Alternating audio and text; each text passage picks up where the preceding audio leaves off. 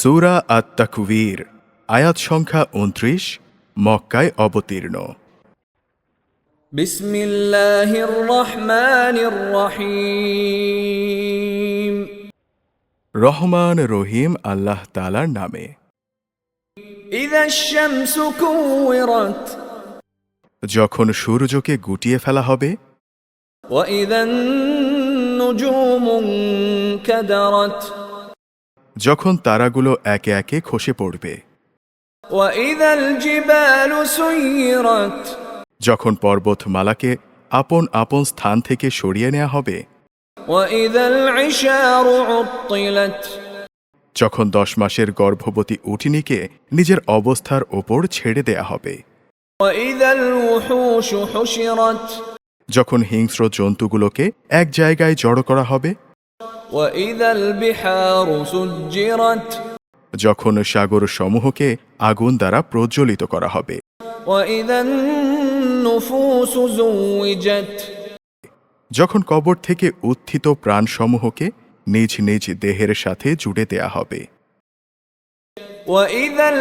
মাউউদাতু সুইলাত যখন সদ্য প্রসূত মেয়েটিকে জিজ্ঞেস করা হবে, বিআইয়ি যানবিন কুতিলাত কোন অপরাধে তাকে হত্যা করা হয়েছিল, ওয়া ইযাস সুহুফু নুশিরাত যখন আমলের নথিপত্র খোলা হবে, ওয়া ইযাস সামাউ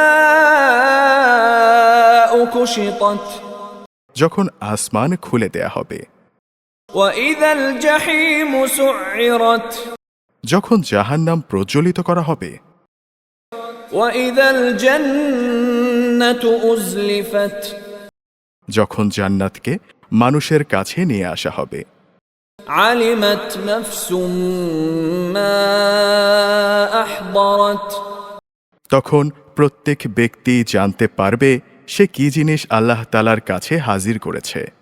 ফালা উকসিমু বিল খুন্নাস আমি শপথ করছি সেই সব তারকাপুঞ্জের যা চলতে চলতে গা ঢাকা দেয়, আল জাওয়ারিল কুন্নাস আবার মাঝে মাঝে যা অদৃশ্য হয়ে যায়, ওয়াল লাইলি ইযা আসআস শপথ রাতের যখন তা নিঃশেষ হয়ে যায়, ওয়াস সুবহি ইযা তানাফফাস শপথ সকালবেলার যখন তা দিনের আলোয় নিঃশ্বাস নেয়।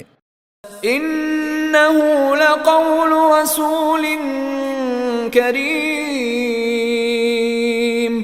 এই কোরআন হচ্ছে সম্মানিত ও মর্যাদা সম্পন্ন বাহকের পৌঁছানো বাণী, ذي قوة عند ذي العرش مكين শক্তিশালী আরশের মালিক আল্লাহ তাআলার কাছে তার অবস্থান অনেক মর্যাদাপূর্ণ, مطاع ثم أمين যেখানে তাকে মান্য করা হয় অতঃপর সে সেখানে গভীর আস্থাভাজনও।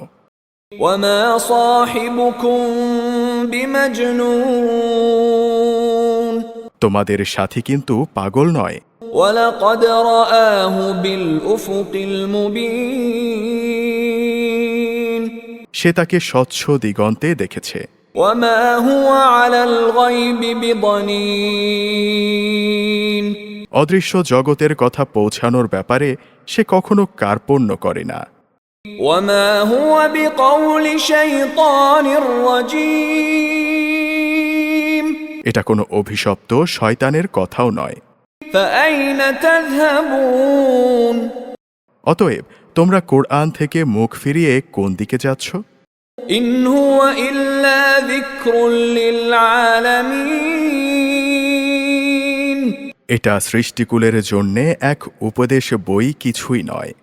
لمن شاء منكم أن يستقيم যে সঠিক পথ ধরে চলতে চায় এটি শুধু তার জন্যেই উপদেশ।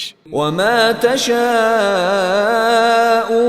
إلا أن يشاء الله رب العالمين